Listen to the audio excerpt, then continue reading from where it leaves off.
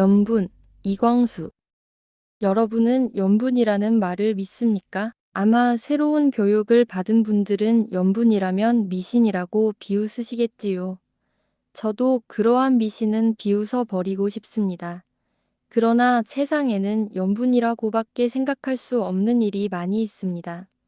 제가 지금 말씀드리려는 제 생애의 일부도 연분이라고밖에 생각할 수 없는 일입니다. 불교의 말을 빌리며 인생의 모든 일이 다 인과라고 합니다. 지금 제가 여러분께 이야기를 하는 것이나 수많은 사람들 중에서 특별히 여러분만이 제 이야기를 듣는 것이 다 모두 인연이라고 합니다. 몇만 년, 몇십만 년, 몇 천겁, 몇억 천겁, 소위 몇천억 아승직업 전부터 쌓은 인연이 맺혀서 오늘날의 결과를 이루었다고 합니다. 저는 이 인생의 향기라는 작은 책에서 그중 몇 가지를 뽑아 이야기하겠지만 지금 이야기하려는 것은 제가 겪은 인연 중에서도 가장 신비한 인연입니다. 인연 중에 남녀의 결합에 관한 것을 연분이라고 부르는 듯하므로 저는 이 이야기를 연분이라고 이름을 지은 것입니다. 여러분께서 이 이야기를 다 읽고 나면 아시겠지만 도리어 첫사랑이라고 이름 짓는 것이 마땅할는지도 모릅니다. 하지만 위에 말한 이유로 이렇게 이름을 지은 것입니다. 15살. 그렇습니다. 제가 15살 때 일로 기억합니다. 저는 동경으로 공부를 갔다가 그때는 조선에 오늘날처럼 학교가 없던 시절입니다. 무슨 사정이 있어 잠깐 고향으로 돌아왔을 때의 일입니다. 아시는 바와 같이 저는 부모님도 모두 돌아가시고 집이라고 부를 곳이 없으므로 친척 집이나 친구 집에서 2, 3일 혹은 4, 5일씩 묵으며 돌아다녔습니다. 그러다가 애스라고 하는 제 고모님 댁에 가서 정월 대보름 명절을 쇠게 되었습니다. 부모님 댁에는 사내 아이는 어린아이 하나밖에 없으나 딸은 큰아이가 셋이나 되고 또 그 집이 이 동네에서는 제일 잘 살고 큰 집이므로 동네 처녀들이 많이 모여들었습니다.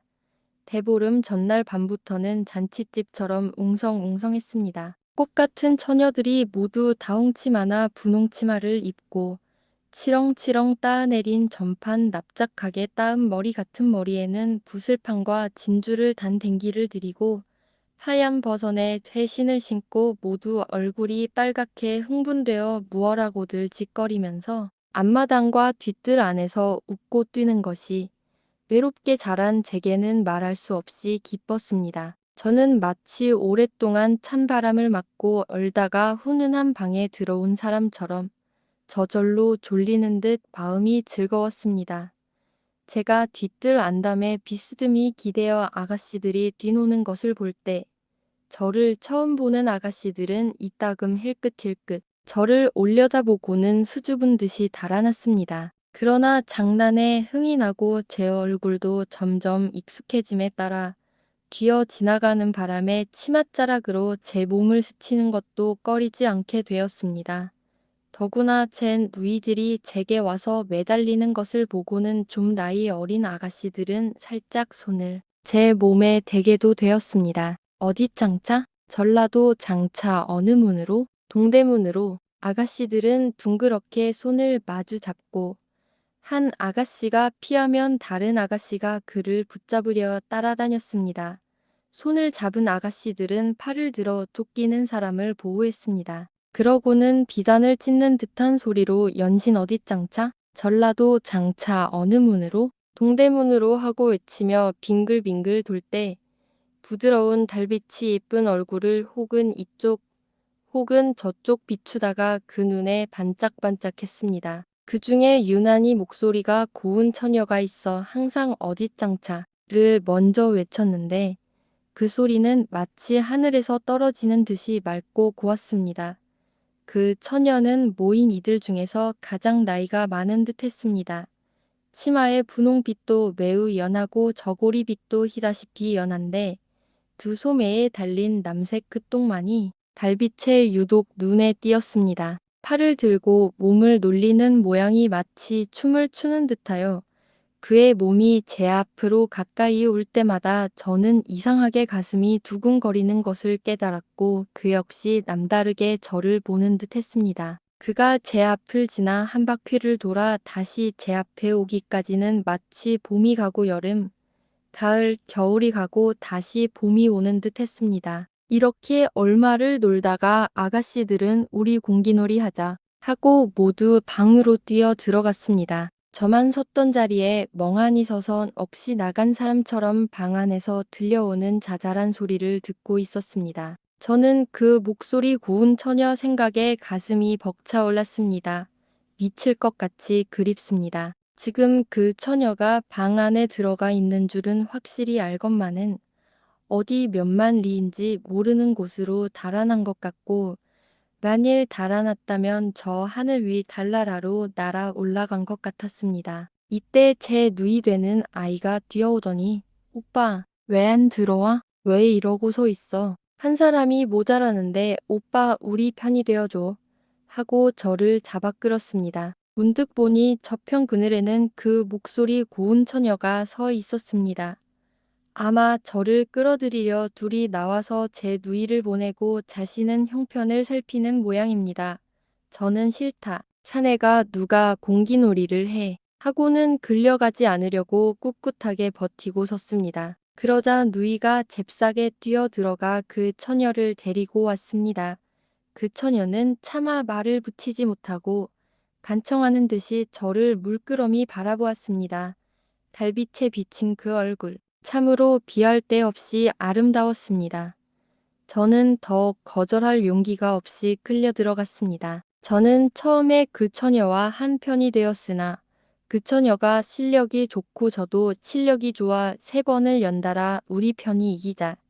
다른 편에서 싫어. 편 다시 짜. 하고 항의를 합니다. 처음에 제가 사내라 잘못할 줄 알고 잘하는 사람과 한 편에 끼었던 것이 의외로 제가 잘하는 것을 보자 저편이 놀란 것입니다. 저는 사실 그 중에서 제일 실력이 좋았습니다. 제가 알 바꾸기 같은 어려운 것을 실수 없이 잘할 때 그 처녀는 반쯤 입을 벌리고 제 손과 얼굴을 번갈아 올려다 보았습니다. 그때의 제 기쁨은 실로 비할 데가 없었습니다. 만일 제가 실력이 낮아서 그 처녀 편을 지게 했더라면 얼마나 면목이 없었을까요? 그러나 저는 이 자리에서 왕이 되었습니다. 제가 마지막 차례가 되어 다른 편보다 뒤처졌던 것을 혼자 다 따라잡고도 힘이 남아 결국 이겨버리고는 공깃돌을 방바닥에 놓을 때 그 처녀는 아직 제 손김으로 따뜻한 돌을 정다운 듯이 살며시 쥐면서 저를 보고 방긋 웃어주었습니다. 마침내 편이 갈려서 저는 그 처녀와 다른 편이 되었습니다. 다른 편으로 갈리는 것이 슬펐지만 자리가 바뀌어 제가 그의 곁에 나란히 앉게 된 기쁨은 이루 말할 수 없었습니다. 비록 서로 옷이 여러 겹 가리고 있었더라도 무릎과 어깨가 슬쩍슬쩍 스칠 때에는 두 사람의 몸에서 뜨거운 불길이 활활 옮겨가는 것 같았습니다. 처음에는 몸의 어떤 부분이 서로 닿으면 놀라는 듯이 깜짝 놀라 피했지만 얼마 지나지 않아 다리와 다리가 혹은 옆구리와 옆구리가 마주 닿아도 장난에 취한 듯 모르는 체했습니다. 밤이 깊어갈수록 방 안에 공기가 식어 공기놀이를 하는 손등과 손가락이 싸늘하게 식을 때 마주 닿은 어깨며 옆구리며 다리는 불덩이처럼 뜨거웠습니다. 여보시오. 젊은 사람의 몸은 분명히 불덩이입니다. 이런 식으로 저는 취한 듯 꿈을 꾸는 듯 시간이 가는 줄도 몰랐지만 다른 아이들은 밤이 깊어진 것을 깨달았는지 모두 피곤하고 졸린 얼굴로 공기놀이에도 흥이 깨진 듯 했습니다.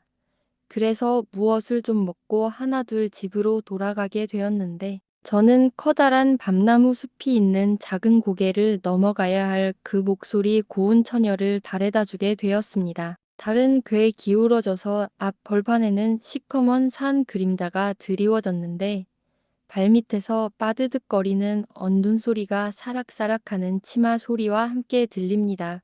그 처녀는 빠른 걸음으로 뒤는 돌아보지 않고 총총히 가더니 고갯마루에 이르러 우뚝 서서 뒤에 따라오는 저를 돌아보며 이제는 가세요.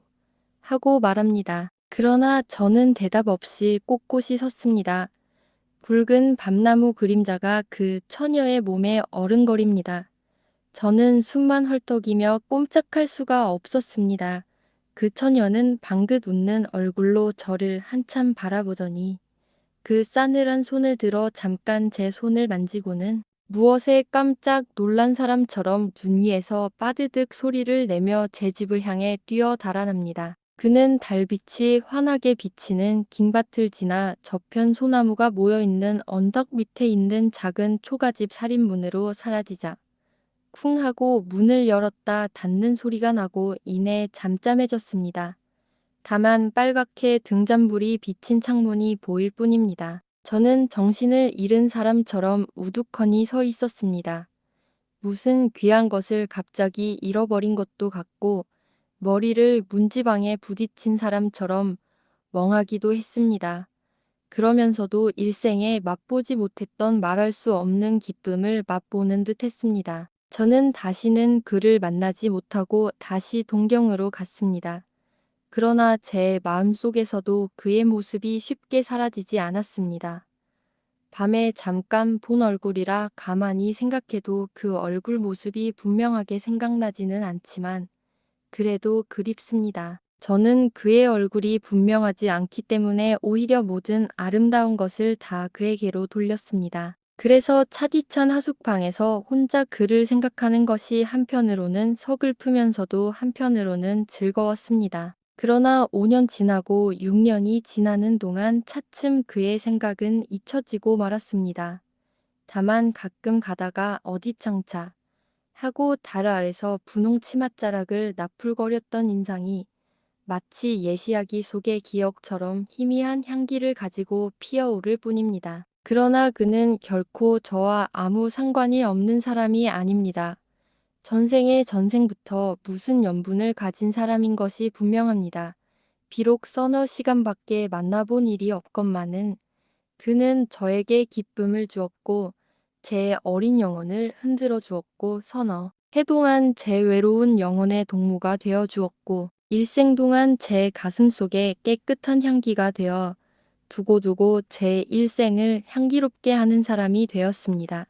이것이 어찌 인연이 아니겠습니까? 저는 이제 그를 만나기를 원치 않습니다. 저는 어린 시절 어느 해 대보름 달빛 아래에 그를 영원히 잃어버리고 싶지 않습니다.